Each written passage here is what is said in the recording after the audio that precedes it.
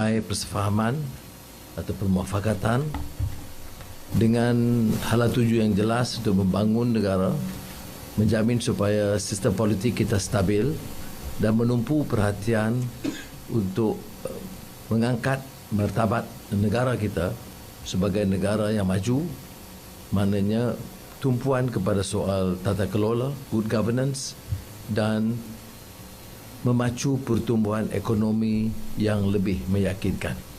Ini tidak boleh dicapai tanpa kerjasama rakan-rakan pimpinan parti dari Semenanjung dan Sabah dan Sarawak dengan beberapa perakuan yang lebih berdasarkan kepada komitmen kita kepada prinsip-prinsip dan perjuangan dan dasar.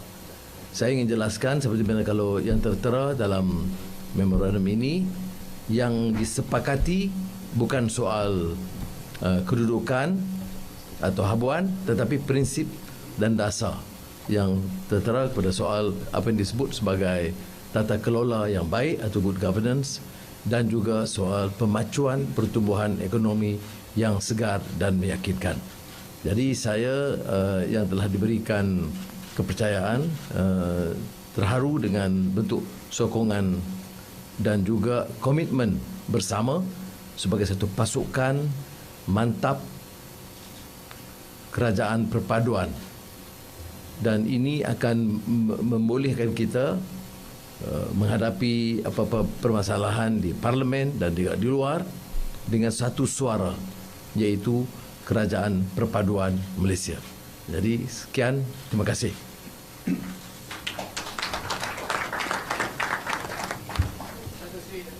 Dalam memorandum ada disebutkan tentang prinsip-prinsip atau dasar yang perlu diikuti. Tak ada mungkin menjelaskan sedikit kepada media dan rakyat dan dasar-dasar ini.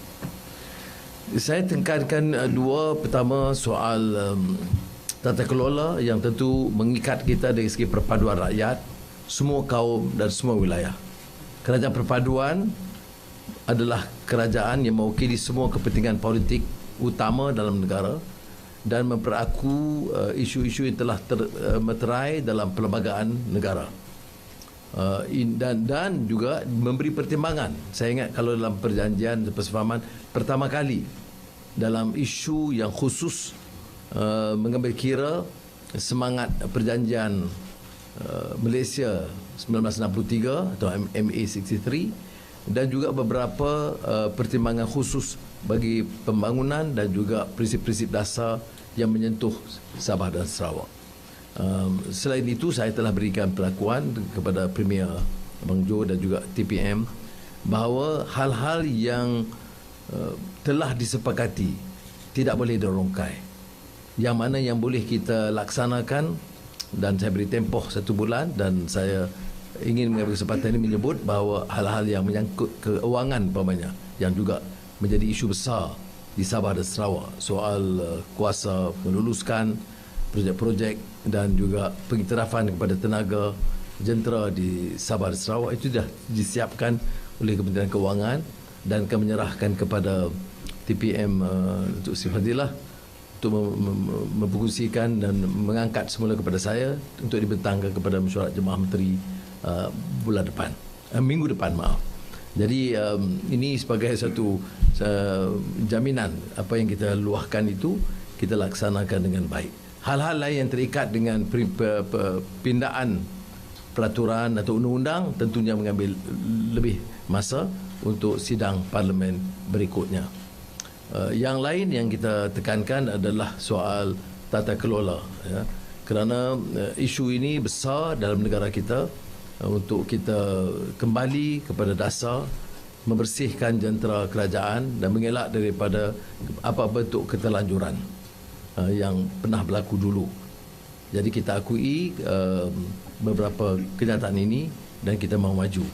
Tetapi pusat perhatian kita adalah penjanaan pertumbuhan ekonomi yang harus memberi perhatian kepada bukan saja di Semenanjung tapi bersama dengan Sabah dan Sarawak. Jadi ini suatu penekanan yang lebih, bagi saya lebih national, ya, mengambil kira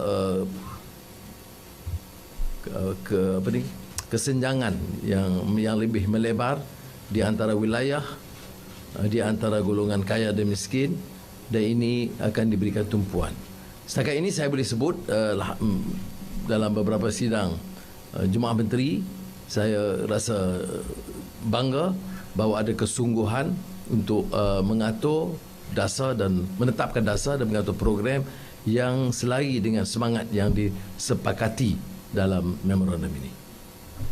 Saya jangan lupa bagi kredit pada pasukan kerja yang merangkap.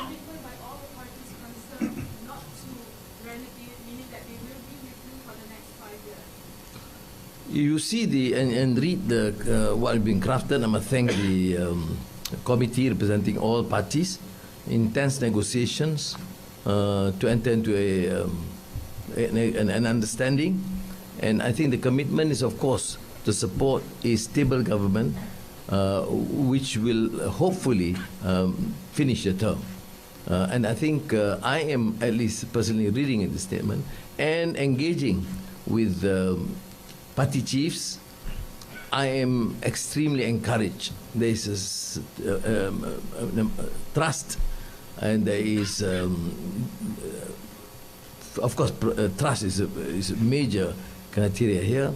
And there is a firm commitment. In fact, even in these civil negotiations, I mean, President here and Premier would agree with me that it is not that difficult. And people, you agree on the broad parameters and broad policies, including to ensure the government is stable.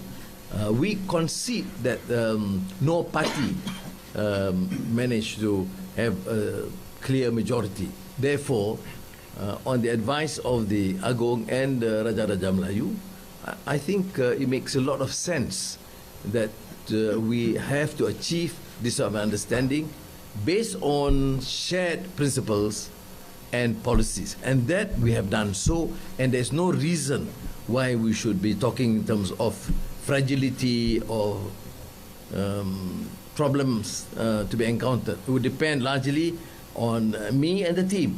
And I think I am fully satisfied. And probably if my colleagues would like to add.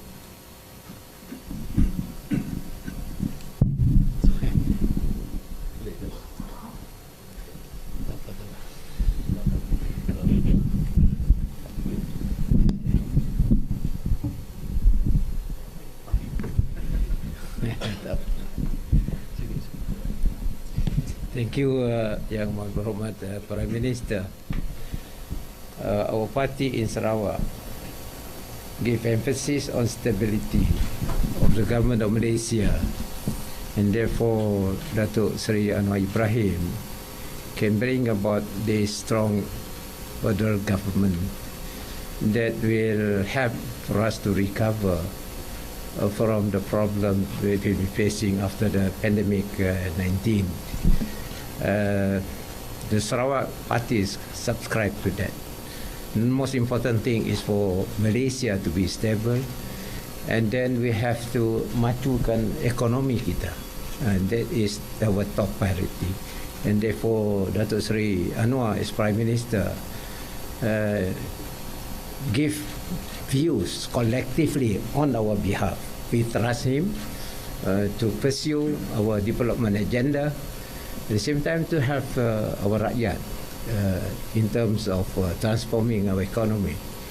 Particularly next year, it is projected that our economy will not be that good, and we need all this effort to help Malaysia regain its position in this economic reformation. Thank you. Sila kalau Presiden Pengurusi BN nak tambah.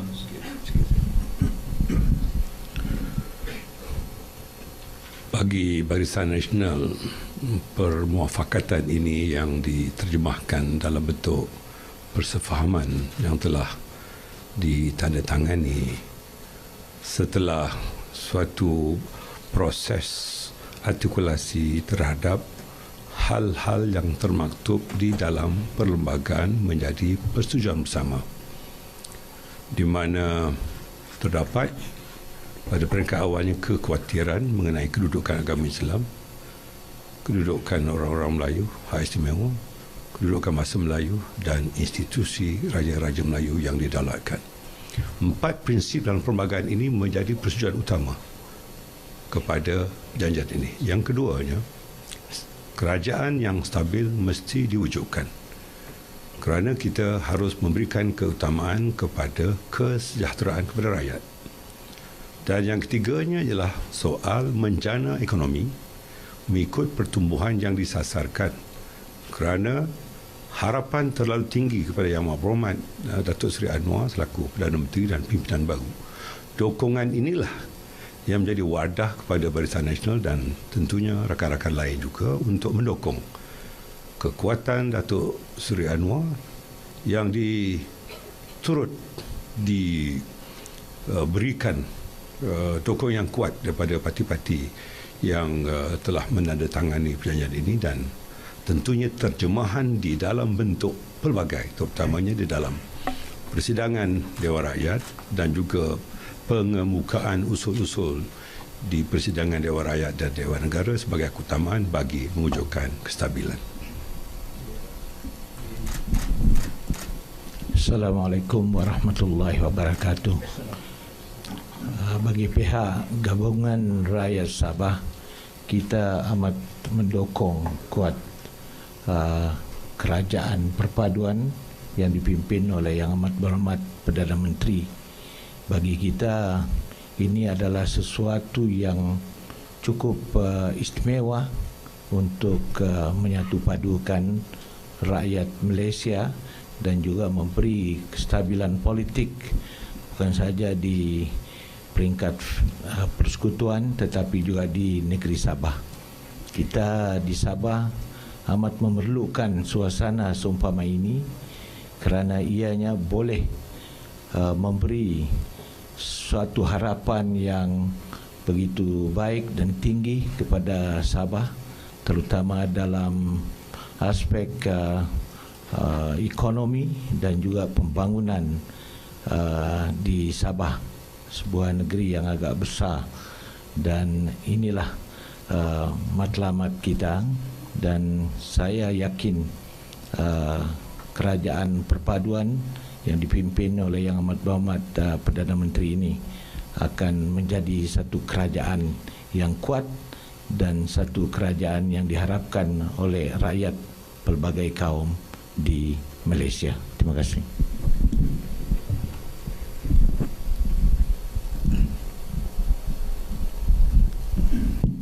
Terima kasih banyak. Alhamdulillah, hari ini hari yang amat bersejarah bagi negara Malaysia. Sudah pasti bukan hanya rentetan daripada apa yang berlaku sebelum ini. Dan saya yakin dengan terjemahnya satu permufakatan yang kita yakin akan dapat memantapkan suasana politik dalam negara kita. Bukan hanya perlu dipaparkan di dalam negara, bahkan juga di peringkat luar negara. Bila ada kestabilan politik, sudah yakin, kita pasti bahawa ekonomi juga akan turut stabil.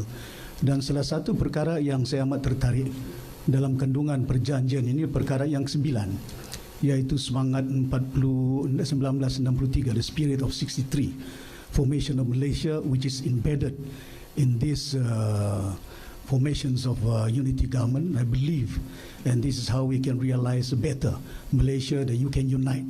Pada the same time, yang penting kepada kita ialah kestabilan politik, sudah pasti akan menghasilkan kestabilan ekonomi kepada negara kita. Terima kasih banyak dan tahniah kepada Yang Amat Berhormat Datuk Seri Anwar Ibrahim.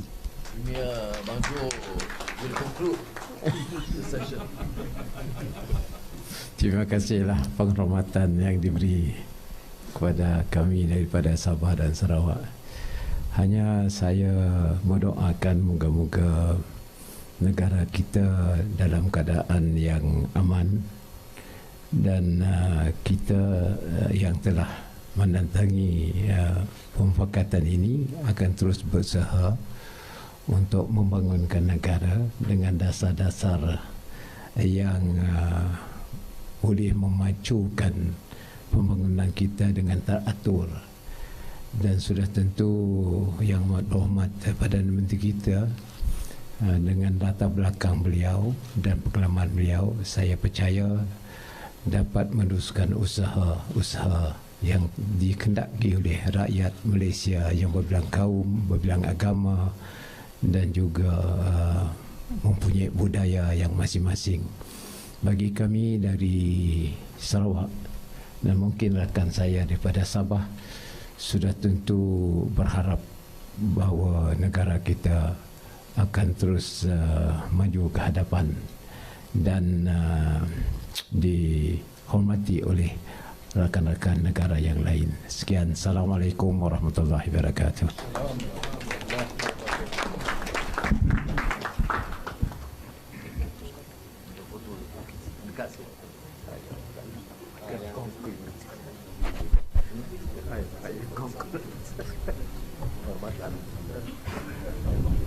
Ambil ni. Mohon duduk yang kat depan duduk untuk gambar. Nampak atas jangan nampak.